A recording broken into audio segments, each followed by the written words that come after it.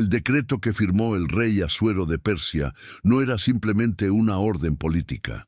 Era el punto final de un odio que había viajado más de 1500 años, pasado de padre a hijo, cruzado desiertos, sobrevivido conquistas y esperado pacientemente el momento exacto para destruir a un pueblo entero. Y todo comenzó en la tienda de un anciano llamado Abraham, que tomó una decisión que cambiaría la historia del mundo. Lo que pocos comprenden cuando leen el libro de Esther es que el hombre que convenció a un rey poderoso de firmar el exterminio de todos los judíos del imperio persa no actuaba por capricho político. Amán el agageo cargaba una herencia de siglos. Su odio no era suyo solamente, era el odio de Amalek, el odio de Esaú, el odio de Ismael, el odio de todos aquellos que sintieron que Abraham y su descendencia les habían arrebatado algo que les pertenecía. Para entender el decreto de muerte del libro de Esther, es necesario regresar al principio, al momento en que la primera semilla de ese odio fue plantada en el corazón de una familia que aún no sabía que estaba dividiendo al mundo en dos. Hermanos amados, en este estudio recorreremos el camino completo, desde los tiempos de Abraham hasta el momento en que un hombre llamado Amán puso su sello sobre un decreto de exterminio en el imperio persa. Cada eslabón de esta cadena revela algo profundo sobre la naturaleza del odio heredado, la providencia divina y por qué el pueblo de Israel ha sido objeto de persecución a lo largo de toda la historia. Todo comenzó con una promesa que Dios hizo a un hombre solo, sin hijos, en la tierra de Ur de los Caldeos. En Génesis capítulo 12, versículos 1 al 3, Dios le dijo a Abraham: «Vete de tu tierra y de tu parentela, y de la casa de tu padre, a la tierra que te mostraré. Y haré de ti una nación grande, y te bendeciré, y engrandeceré tu nombre, y serás bendición. Bendeciré a los que te bendijeren, y a los que te maldijeren maldeciré, y serán benditas en ti todas las familias de la tierra». Esta promesa era extraordinaria. No se trataba solo de tierra o de descendencia. Dios estaba eligiendo a un hombre y a su línea para ser el canal de bendición para toda la humanidad. Pero esta elección, precisamente por ser exclusiva, sembraría divisiones que ningún tratado político podría resolver. Abraham creyó la promesa. Dejó Ur, cruzó el Éufrates, llegó a Canaán. Los años pasaron y Sara, su esposa, seguía sin concebir. La promesa divina de una gran nación parecía imposible cuando ambos estaban ya entrados en años. Fue entonces cuando Sara tomó una decisión que parecía práctica y razonable según las costumbres del antiguo Oriente Próximo. Ella tenía una esclava egipcia llamada Agar. Según la práctica legal de Mesopotamia, documentada en los códigos de Nuzi y en las tablillas de Mari, una esposa sin hijos podía ofrecer a su esclava a su marido para que ésta concibiera en su nombre. El hijo, nacido de esa unión, sería legalmente considerado hijo de la esposa. Era una solución culturalmente aceptable, pero espiritualmente desastrosa. Hermanos queridos, lo que parecía una solución humana a un problema humano fue en realidad el primer eslabón de una cadena de odio que duraría milenios. Cuando las personas toman en sus manos lo que Dios ha prometido hacer a su tiempo, las consecuencias no se limitan a una generación, se multiplican a través de la historia de maneras que nadie puede anticipar. Agar concibió y dio a luz a un hijo. Abraham lo llamó Ismael, que significa Dios oye. Pero lo que Dios escuchó en ese momento no era la fe de Abraham, sino el gemido de una promesa distorsionada. Génesis capítulo 16, versículos 11 y 12, registra las palabras del ángel del Señor sobre el futuro de Ismael. He aquí que has concebido y darás a luz un hijo, y llamarás su nombre Ismael, porque Jehová ha oído tu aflicción. Y él será hombre fiero, su mano será contra todos, y la mano de todos contra él, y delante de todos sus hermanos habitará. La expresión Hombre fiero en el hebreo original es perejadam, literalmente un asno salvaje de hombre. No es un insulto, sino una descripción de una naturaleza independiente, libre, indomable, resistente a toda autoridad. Ismael y sus descendientes vivirían en perpetua tensión con todos los que les rodearan. Durante 13 años, Ismael fue el único hijo de Abraham. 13 años en los que creció como el heredero de todas las promesas, el hijo que continuaría el nombre de su padre. Entonces, cuando Ismael tenía 13 años y Abraham 99, Dios se apareció de nuevo. Y esta vez fue claro, el hijo de la promesa no sería Ismael, sino un hijo que Sara concebiría todavía, llamado Isaac. Génesis capítulo 17, versículo 19, registra la declaración divina. Entonces respondió Dios: ciertamente Sara tu mujer te dará a luz un hijo, y llamarás su nombre Isaac, y confirmaré mi pacto con él como pacto perpetuo para sus descendientes después de él. Ismael quedó excluido del pacto de manera oficial y definitiva. Lo que había sido su identidad, su herencia, su razón de existir, fue transferida a un hermano que aún no había nacido. Imaginemos lo que esto significó para un adolescente de 13 años, que había crecido creyendo que era el elegido. Lo que siguió fue inevitable. Cuando Isaac nació y fue destetado, Sara vio a Ismael mofándose del niño. El verbo hebreo utilizado, metzahek, significa burlarse o ridiculizar. Fue suficiente. Sara exigió que Agar e Ismael fueran expulsados y Dios mismo respaldó la decisión. La familia quedó dividida para siempre en el desierto de Beerseba. Pero lo más perturbador aún está por revelarse, porque Ismael no sería la única fuente del odio que alcanzaría a Persia siglos después. Isaac creció y tuvo 2 hijos gemelos, cuyos nombres ya contenían en sí mismos la semilla del conflicto. Esaú llegó primero, cubierto de pelo rojizo, con toda la fuerza y la presencia de un primogénito. Luego llegó Jacob, agarrado del talón de su hermano, como si desde el vientre materno ya estuviera dispuesto a no rendirse ante nadie. La diferencia entre los 2 hermanos no era solo de temperamento, era de vocación. En Génesis capítulo 25, versículo 23, antes de que los niños nacieran, Dios reveló a Rebeca algo que desafiaría toda lógica humana. 2 naciones hay en tu seno, y 2 pueblos serán divididos desde tus entrañas. Un pueblo será más fuerte que el otro pueblo, y el mayor servirá al menor. Esaú era el mayor, Jacob era el menor. La inversión del orden natural era la firma de la elección divina, pero para Esaú era sencillamente una injusticia que consumiría su vida. La venta de la primogenitura por un plato de lentejas ha sido interpretada frecuentemente como un momento de debilidad impulsiva. Pero el texto hebreo revela algo más profundo. Esaú llegó del campo exhausto, literalmente desfalleciendo. Cuando vio el guiso rojo de Jacob, dijo: «Estoy a punto de morir, ¿para qué pues me servirá la primogenitura?» La primogenitura no valía nada para un hombre muerto. Su razonamiento en ese momento era brutalmente práctico. Jacob lo sabía y esperó el momento exacto. Lo que Esaú no calculó fue que al vender la primogenitura, entregaba no solo derechos de herencia, sino el lugar en la línea de la promesa hecha a Abraham. El pacto divino pasaría por Jacob.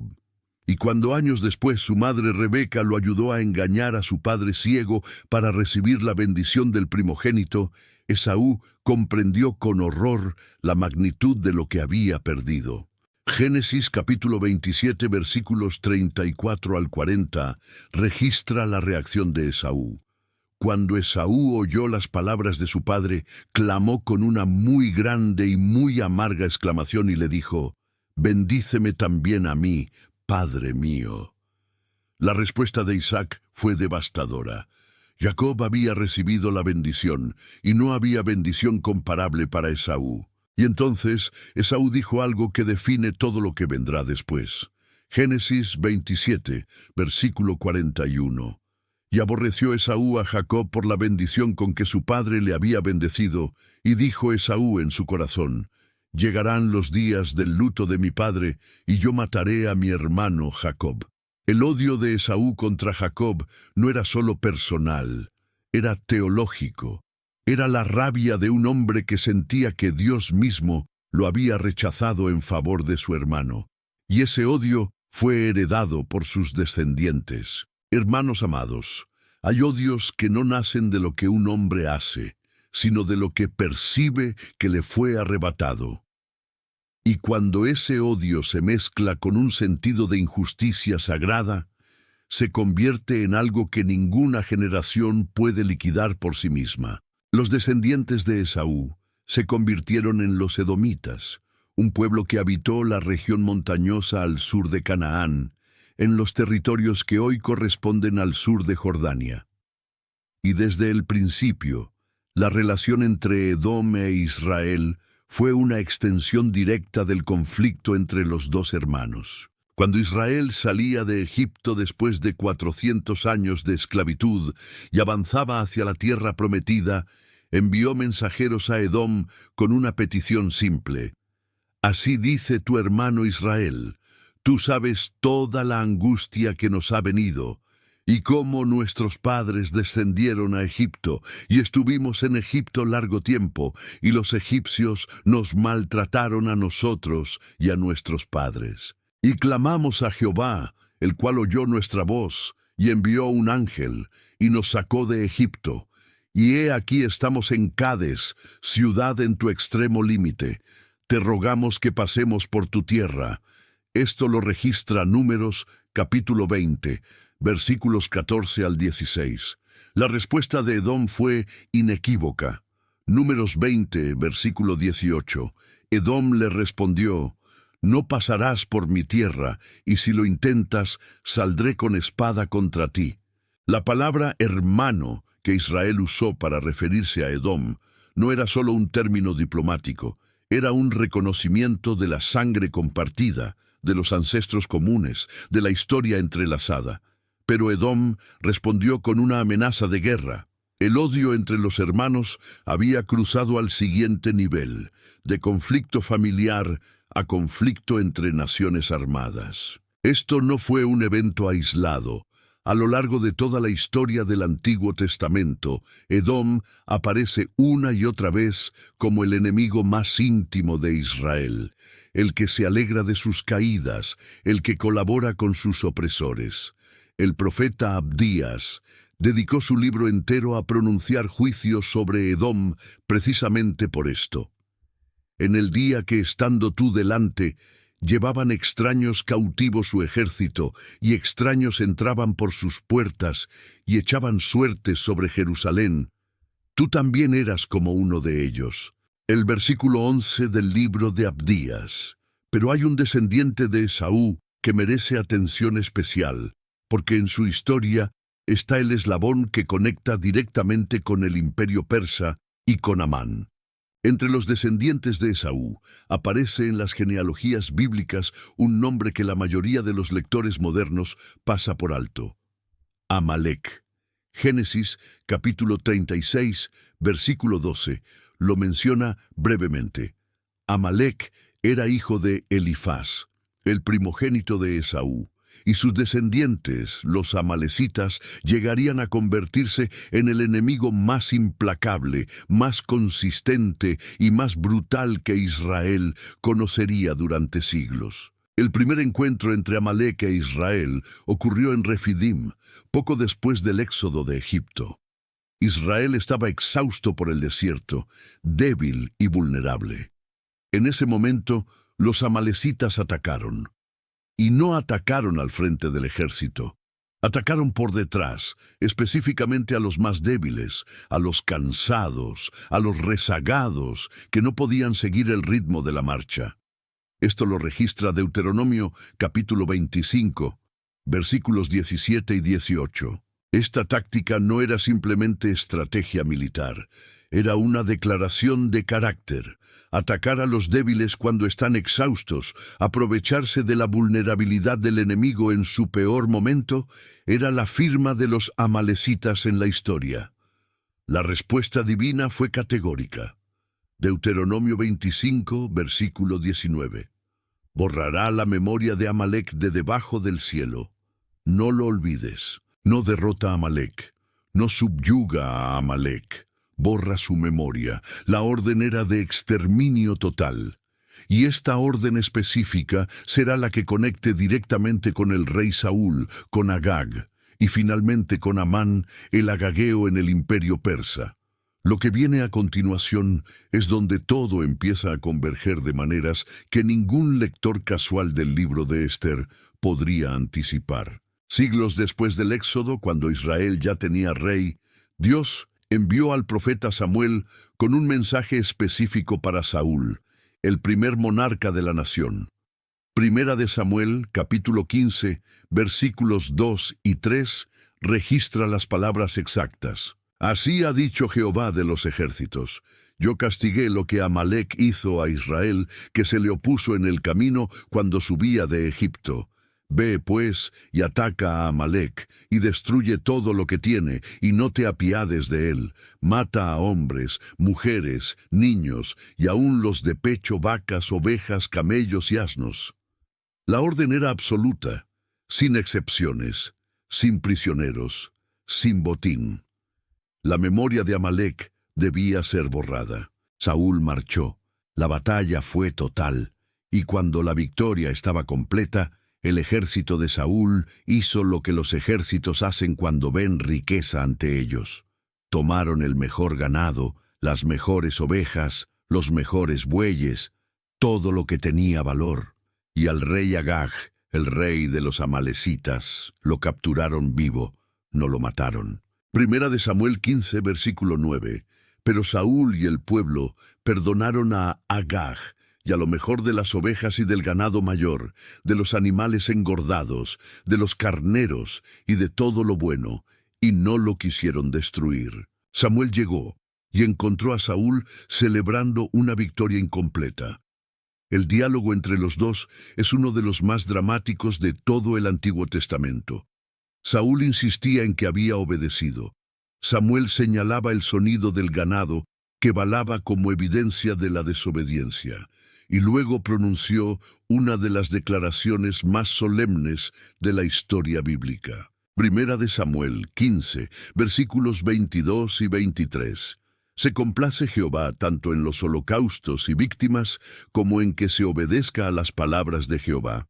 Ciertamente el obedecer es mejor que los sacrificios, y el prestar atención que la grosura de los carneros, porque como pecado de adivinación es la rebelión, y como ídolos e idolatría la obstinación.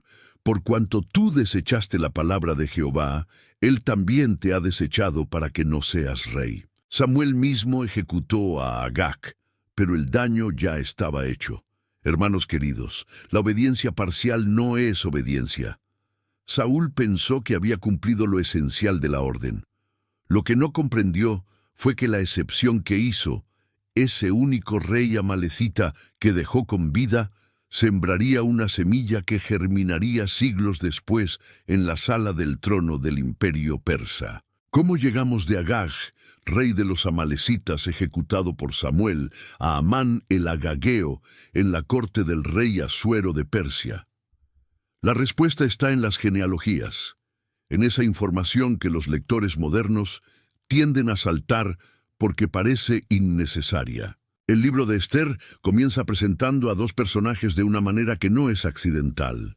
Esther, capítulo 2, versículo 5, dice: Había en Susa, residencia real, un varón judío, cuyo nombre era Mardoqueo, hijo de Jair, hijo de Simei, hijo de Cis, del linaje de Benjamín. Benjamín, descendiente de Cis. El linaje es idéntico al linaje del rey Saúl. Mardoqueo era, en términos de genealogía tribal, un descendiente directo de la misma familia del rey que debió haber exterminado a Amalec. Y luego, en el capítulo 3, versículo 1, Después de estas cosas, el rey Asuero engrandeció a Amán, hijo de Hamedata, Agageo, y lo exaltó, y puso su silla sobre todos los príncipes que estaban con él. Agageo, descendiente de Agag, el mismo Agag que Saúl no mató cuando debía haberlo hecho. El escenario estaba establecido con una precisión que hace imposible atribuirlo a la casualidad. El descendiente del rey que desobedeció la orden de eliminar a los amalecitas estaba ahora en la misma corte que el descendiente del rey amalecita que debió haber sido ejecutado. El conflicto que Saúl no resolvió completamente siglos antes estaba preparado para su acto final en los pasillos del palacio más poderoso del mundo antiguo. Aún más perturbador es lo que sucede cuando Mardoqueo se niega a inclinarse ante Amán. Esther, capítulo 3, versículos 2 al 6, describe el momento de ignición. Todos los siervos del rey en la puerta del palacio se inclinaban y se postraban ante Amán cuando éste pasaba, porque así lo había ordenado el rey, todos excepto Mardoqueo. Los siervos le preguntaron día tras día por qué no obedecía el mandamiento del rey. Mardoqueo no respondió. Finalmente, ellos informaron a Amán, y el texto dice algo revelador en el versículo 5. Y vio Amán que Mardoqueo ni se inclinaba ni se humillaba delante de él, y se llenó de ira. Pero la ira no se detuvo ahí. El versículo 6, pero tuvo en poco poner mano en Mardoqueo solamente, pues ya le habían declarado cuál era el pueblo de Mardoqueo, y procuró Amán destruir a todos los judíos que había en el reino de Asuero al pueblo de Mardoqueo. Una sola persona que no se inclina, y la respuesta no es castigar a esa persona, la respuesta es el exterminio de un pueblo entero. Esto no es proporcionalidad desajustada, esto es odio ancestral que encontró su oportunidad. Amán no estaba reaccionando al desaire de Mardoqueo. Amán estaba canalizando siglos de odio heredado que viajaba desde las tiendas de Esaú, desde los campamentos de los amalecitas en el desierto, desde las genealogías que nunca se olvidan aunque los pueblos cambien de nombre y de territorio. El decreto que Amán preparó para presentar al rey Asuero está registrado en Esther, capítulo 3, versículos 13 y 14. Y fueron enviadas cartas por medio de correos a todas las provincias del rey, con la orden de destruir, matar y exterminar a todos los judíos, jóvenes y ancianos, niños y mujeres, en un mismo día, en el día 13 del mes 12º, que es el mes de Adar, y de apoderarse de sus bienes, destruir, matar, exterminar. Las mismas tres palabras que siglos antes Dios había usado para describir lo que debía hacerse con Amalec. Ahora Amalec las dirigía contra Israel. El odio había completado su círculo. Hermanos amados, hay una justicia sombría en esto que nos obliga a reflexionar. Las palabras del decreto de Amán son un espejo invertido de la orden original a Saúl. Lo que Israel no completó, Amalec intentó hacérselo a Israel. El odio que no fue extinguido encontró finalmente su expresión más extrema. Para entender por qué Amán tenía tanto poder en la corte persa, necesitamos entender quién era Asuero y qué era el imperio persa en ese momento. El rey Asuero es identificado por los historiadores con Jerjes I, que reinó sobre el imperio persa desde el año 486 hasta el 465 a.C. El imperio persa bajo Jerjes era la entidad política más grande que el mundo antiguo había conocido hasta ese momento, extendido desde la India hasta Etiopía, dividido en 127 provincias, según lo establece el propio libro de Esther en su primer versículo. Susa, la capital donde se desarrolla la historia de Esther, era una de las 4 capitales del imperio aqueménida, junto con Persépolis, Ecbatana y Babilonia. Los persas habían adoptado una política de tolerancia religiosa notable para el mundo antiguo, que explicaba precisamente cómo había una comunidad judía tan establecida dentro del corazón del imperio persa. Los judíos estaban en Persia como resultado de la deportación babilónica. Cuando Nabucodonosor destruyó Jerusalén en el año 587 a.C., llevó cautivos a Babilonia a gran parte de la población judía. Persia luego conquistó Babilonia en el año 539 a.C., y los judíos quedaron bajo autoridad persa.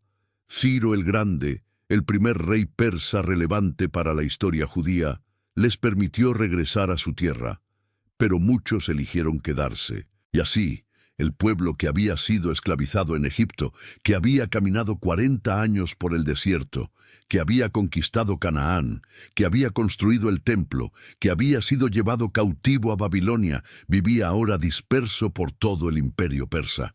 Vulnerables, sin ejército propio, sin rey propio, sin templo, dependientes completamente de la benevolencia de un rey extranjero para su supervivencia. Era el momento perfecto para que el odio de siglos encontrara su oportunidad. Hermanos queridos, cuando los imperios cambian y los pueblos se dispersan, las deudas de sangre no prescriben. Amán entendía esto. El decreto que presentó al rey Asuero era el intento final de saldar una deuda que comenzó cuando Esaú lloró ante su padre Isaac sin poder recuperar la bendición que Jacob había tomado. Pero hay algo en esta historia que no debemos perder de vista, porque es precisamente lo que convierte este relato de odio y exterminio en algo que trasciende la historia política. A lo largo de toda la cadena que hemos recorrido, desde Abraham hasta Amán, hay una presencia que el libro de Esther nunca menciona explícitamente, pero que opera en cada página con una claridad absoluta. El nombre de Dios no aparece ni una sola vez en el libro de Esther. Es el único libro de la Biblia hebrea con esta característica. Y sin embargo, la providencia divina es visible en cada detalle de la historia con una precisión que hace imposible atribuirlo a la suerte. Esther estaba en el palacio no por ambición propia, sino porque una cadena de eventos aparentemente casuales la llevó ahí. Mardoqueo descubrió una conspiración contra el rey precisamente cuando era necesario que su nombre quedara registrado en las crónicas reales. El rey tuvo insomnio en la noche exacta en que necesitaba recordar el servicio de Mardoqueo. Amán llegó al palacio en el momento preciso en que el rey estaba pensando en Mardoqueo. Esther, capítulo 4, versículo 14. Contiene quizás la frase más famosa del libro, pronunciada por Mardoqueo a Esther, cuando ella dudaba en presentarse ante el rey sin ser llamada. Porque si callas absolutamente en este tiempo, respiro y liberación vendrá de alguna otra parte para los judíos, mas tú y la casa de tu padre pereceréis. Y quién sabe si para esta hora has llegado al reino. ¿Y quién sabe si para esta hora has llegado al reino? No era certeza, era fe. La convicción de que los eventos no son aleatorios, que los momentos de crisis tienen propósito, que incluso la posición de una persona en un lugar específico puede ser parte de un plan que trasciende su comprensión. La historia del odio de Persia contra Israel es también la historia de cómo Dios trabaja sin ser visto, sin ser mencionado, sin intervenir de manera espectacular, guiando los hilos de la historia desde detrás del telón hasta que el momento preciso llega. El decreto de Amán fue revertido. Esther se presentó ante el rey. El complot fue expuesto. Amán fue colgado en la misma horca que había preparado para Mardoqueo, una horca de 50 codos de altura, más de 22 metros, que Amán mismo había mandado construir. Los judíos en todo el imperio persa recibieron autorización para defenderse de sus enemigos. Y Mardoqueo, el descendiente del mismo linaje de Saúl, vio cumplida la sentencia que siglos antes Samuel había pronunciado sobre el rey Agag. El libro de Esther, capítulo 9, establece la fiesta de Purim como conmemoración de esta liberación, una celebración que el pueblo judío observa hasta el día de hoy. El nombre Purim viene de la palabra hebrea pur, que significa suerte o sorteo, porque Amán había echado suertes para determinar el día del exterminio. Pero la suerte que Amán echó terminó cayendo sobre él mismo. Hay algo profundamente instructivo en este desenlace. Amán construyó la horca para Mardoqueo. La horca terminó siendo el instrumento de su propia muerte. El decreto que preparó para exterminar a los judíos fue el decreto que expuso su traición y aceleró su caída. El odio que había cultivado durante generaciones fue finalmente el instrumento de su destrucción. No es la primera vez en la historia bíblica que esto ocurre. No es la última. Hermanos amados, a lo largo de este recorrido hemos visto algo que la Biblia afirma de manera constante. El odio que nace del rechazo, que se alimenta de la envidia, que se transmite de generación en generación como una herencia envenenada, lleva dentro de sí mismo la semilla de su propia destrucción. Amalek atacó a Israel por la espalda en el desierto. Los descendientes de Amalek intentaron exterminar a Israel en el corazón del imperio persa. Y en ambos casos, la memoria de Amalek fue borrada precisamente de la manera que temían. Hermanos amados, hemos recorrido hoy un camino de más de 1500 años de historia, desde la tienda de Abraham hasta los pasillos del palacio de Susa. Hemos visto cómo una decisión humana, la de Sara al darle a Agar a Abraham, plantó una semilla de conflicto que cruzó generaciones. Cómo el odio de Esaú hacia Jacob se convirtió en el odio de Edom hacia Israel. Cómo ese odio encontró su expresión más violenta en los amalecitas, ese pueblo que atacó a los débiles y que se negó a desaparecer, incluso cuando Dios ordenó su exterminio. Cómo la desobediencia parcial de Saúl dejó vivo a Agag y sembró la semilla de Amán. Y cómo ese descendiente de Agag llegó a la posición más poderosa del imperio persa para intentar lo que sus ancestros no habían podido completar. Lo que esta historia nos enseña trasciende el conflicto político entre pueblos antiguos. Nos habla de cómo las decisiones incompletas tienen consecuencias completas. Nos habla de cómo el odio heredado puede vivir durante siglos, alimentarse de agravios reales e imaginarios, y encontrar nuevas expresiones en nuevos contextos. Y nos habla de cómo la providencia divina opera en silencio, sin ser mencionada, colocando a las personas correctas en los momentos correctos, para que la historia no termine donde el odio pretende llevarla. La pregunta que Mardoqueo le hizo a Esther sigue siendo vigente para todos los que vivimos en momentos de crisis. Y quién sabe si para esta hora has llegado al lugar donde estás. No siempre entendemos el propósito de nuestra posición. No siempre vemos el patrón completo, pero la fe consiste precisamente en eso. Actuar con fidelidad en el momento presente, confiando en que hay una mano que sostiene la historia, aunque no aparezca en el texto. Hermanos queridos, hemos llegado al final de este estudio. Gracias por acompañarnos en este recorrido a través de uno de los hilos más fascinantes y profundos de la historia bíblica. Si este contenido ha enriquecido su comprensión de las Escrituras, pueden apoyar este ministerio dando me gusta y suscribiéndose al canal, que es totalmente gratuito. Que Dios los bendiga abundantemente.